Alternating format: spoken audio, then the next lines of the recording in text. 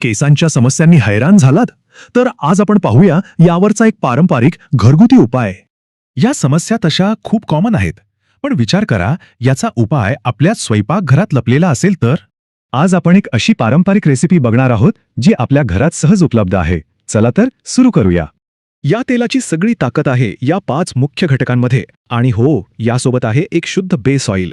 आपण बेस म्हणून वापरणार आहोत शुद्ध खोबरेल तेल, शक्यतो घाण्यावरचं, कारण त्यात पोषण मूल्य टिकून राहतात. हे तेल बनवणं अगदी सोपं आहे. फक्त 5 स्टेप्स आहेत आणि आपला घरगुती उपाय तयार. पहिली पायरी, कढीपत्ता आणि कोथिंबिरीची पेस्ट बनवा. पण लक्षात ठेवा, पाणी अजिबात घालायचं नाही. आता एका भांड्यात खोबरेल तेल चांगलं गरम करून घ्या, पण ते जास्त तापू देऊ नका. तेल तापल्यावर त्यात खिसलेलं अद्रक, मग मेथीदाणे आणि काळे तीळ घाला.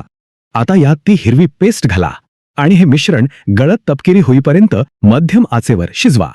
हे नीट शिजवणं खूप महत्वाचं आहे, कारण ओलावा राहिला तर तेल खराब होऊ शकतं, त्याला बुरशी लागेल. तेल गरम असतानाच लगेच गाळून घ्या, म्हणजे त्यातला एकही थेंब वाया जाणार नाही. पण हे साधे घरगुती घटक एकत्र येऊन इतकं प्रभावी काम करतात तरी कसं? चला बघूया. हे बघा, प्रत्येक घटक एका विशिष्ट समस्येवर काम करतो, केस गळतीपासून नवीन वाढीपर्यंत.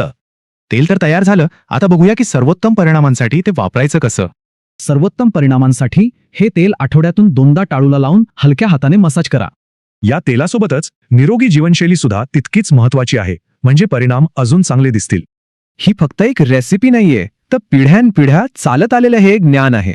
विचार करा, आपल्या स्वयंपाकघरात अजून अशी कोणकोणती रहस्य दडलेली असतील